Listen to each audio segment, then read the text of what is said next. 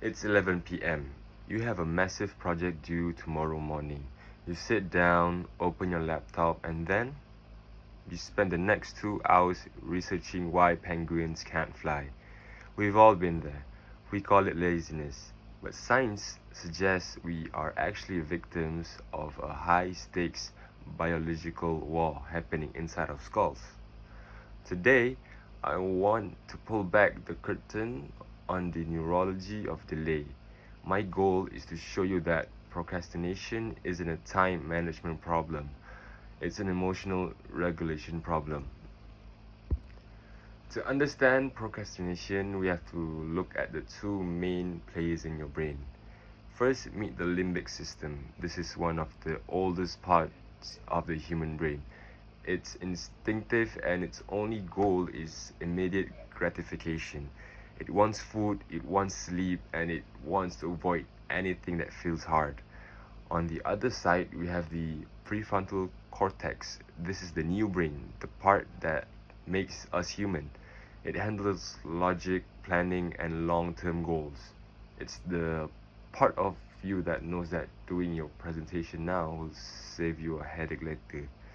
Procrastination happens when these two are at odds. The prefrontal cortex wants to work, but the limbic system is much faster and stronger. It wins by hijacking your focus and steering you toward the nearest dopamine hit, like scrolling through TikTok. But why does the limbic system want to avoid work so badly? It's because of a tiny almond-shaped part of the brain called the amygdala. The amygdala is our smoke detector. It's responsible for fight or flight response. When we face a task that makes us feel anxious, bored, or afraid of failure, the amygdala perceives that task as a literal threat. Research shows that chronic procrastinators often have a larger, more sensitive amygdala to your brain. That 10-page essay feels just as dangerous as a predator in the wild. So you flee from the essay and hide in the safety of Netflix. You aren't avoiding the work, you are avoiding the negative emotions associated with the work. So, how do we win this war? Science offers two main strategies. The 5-minute rule. The limbic system fears the big task. Trick it. Tell yourself you will only work for 5 minutes. Once you start, the threat level drops and the prefrontal cortex can take back the wheel.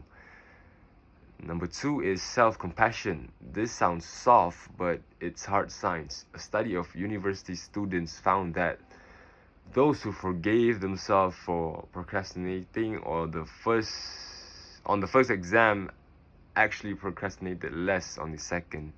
When you stop beating yourself up, you lower the anxiety that the amygdala is trying to avoid.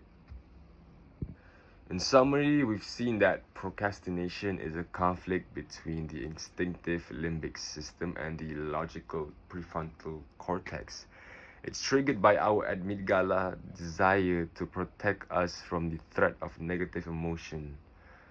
The next time you find yourself researching penguins at midnight, don't call yourself lazy.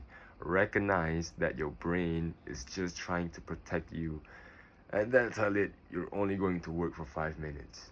Your prefrontal cortex will thank you. Thank you for your time.